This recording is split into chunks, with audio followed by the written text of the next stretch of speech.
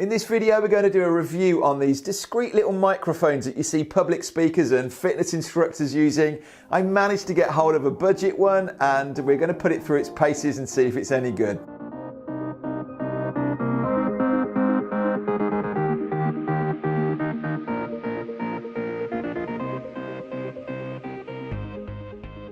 Well, hi, I'm Adrian Salisbury from the Pro Video Academy, and I help entrepreneurs to create videos to this kind of quality with ease. You can find out more details about that in the description below. So one of my members asked me recently about these microphones. Are they any good? They're used to using this setup at the minute, but they're doing fitness, and actually this, potentially gets in the way. It can get knocked and caught as you're moving around. Are there alternatives? Now in our church, I notice every week that a pastor stands up there with one of these little tiny mics that you can't really see, and I'm thinking, I know they're going to cost a lot of money. Well, I've been onto Amazon and I actually found this one right here for £17. I haven't had a go with it yet. I'm interested to do a review and just see how it matches up. Now, this isn't a completely different system.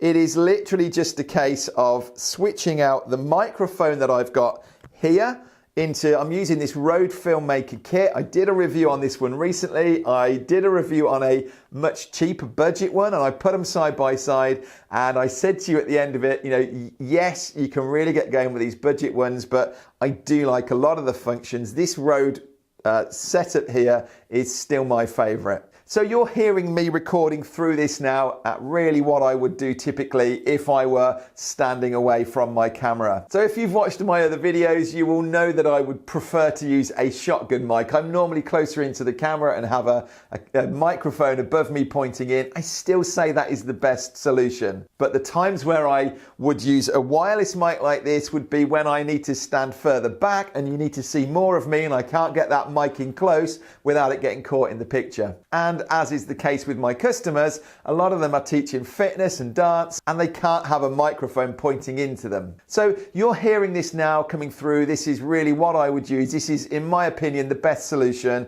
for a wireless lavalier microphone like this. So then let's simply have a go at taking this microphone off and putting the new one in, and let's see if we can hear any difference in it. So this is the Rode Filmmaker kit. This is the audio quality we're getting. There's really no other sound going on in the room here. What do we think to it? If I just keep this running while I'm saying nothing, and you can hear if there's any kind of static or noise in the background. Okay, so what do we think? Firstly, what is the quality like? What is the sound? Can you hear a difference in the audio quality coming through?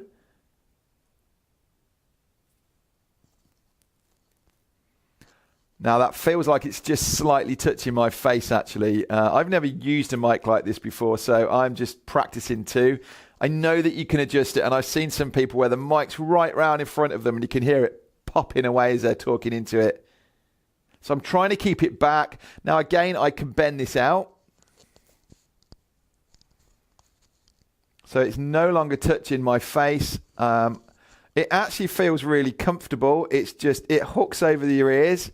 And then the lead would run down the back.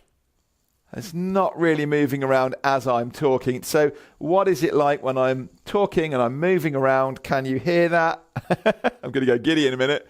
Yeah, what do we think to it? And back to the Rode Filmmaker kit. And then back to this microphone.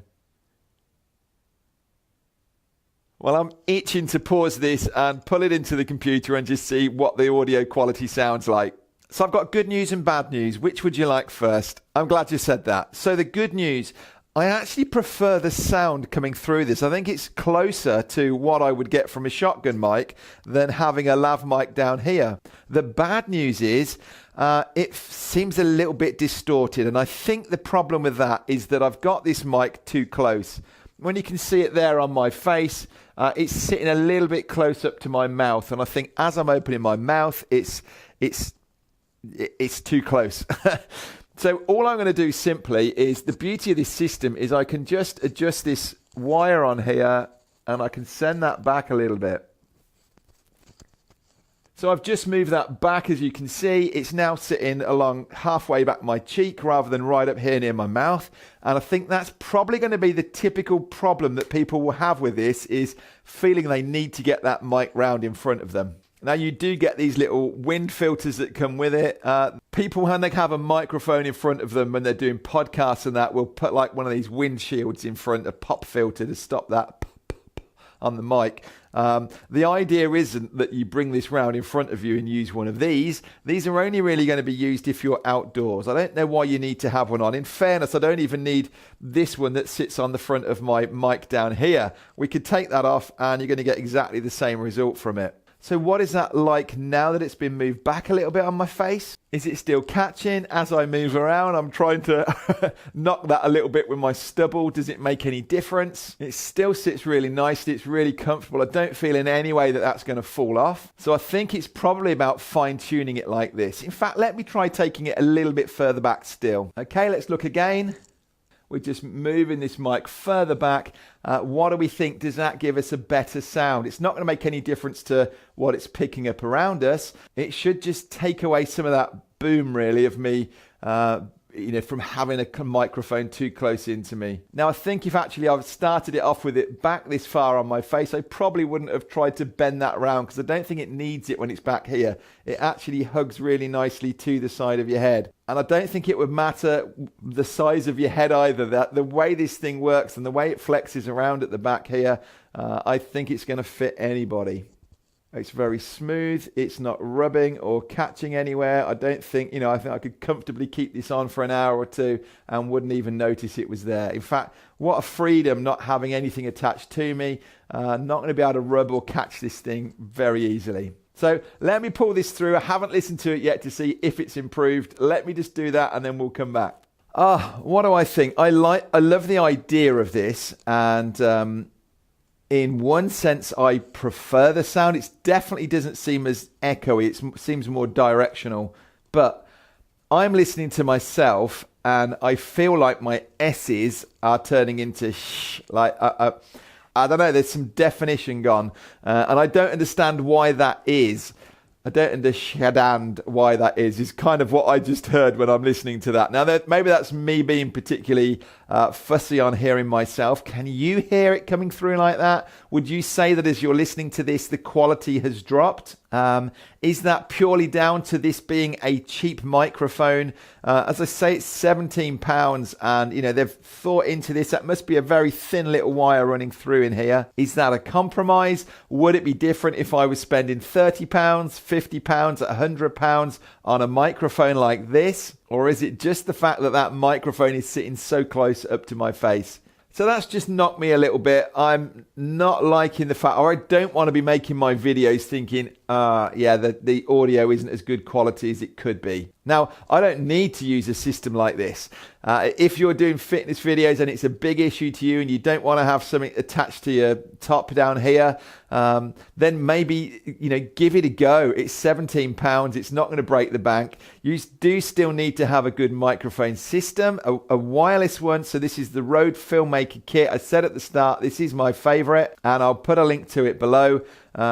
You'll get the microphone that come with it. And why not order one of these kits, and then for the extra £17, get hold of one of these and have a play with it and see what you think. You can do a review just like this. All I've done is talked into it, changed the cables around and then carried on. You can do exactly the same and see what you think. So it's been interesting to give it a go. It's been something I've been considering for a while, but personally, I don't think this is the solution for me. I'm going to still continue on and have a look at some other reviews, have a look at these other versions of this microphone that are dearer. This is certainly the cheapest one that I saw. But for me personally, I don't think it's matching in the audio quality to what I need. But anyway, why don't you get hold of one? It's certainly got great reviews. Other people are happy with it. Have a go with the thing and come back to me and let me know what you think to it. Or if you've tried an alternative one, why don't you share me a link to that and let me have a look at that? Okay, so I hope you found this useful and certainly very honest and open anyway. And check out some more videos. And if you really want to get going with making videos yourself, stop messing around watching hours and hours of videos. Come over and let me coach you and I can get you up and running in a day. Okay, thanks ever so much. I'll see you in another video.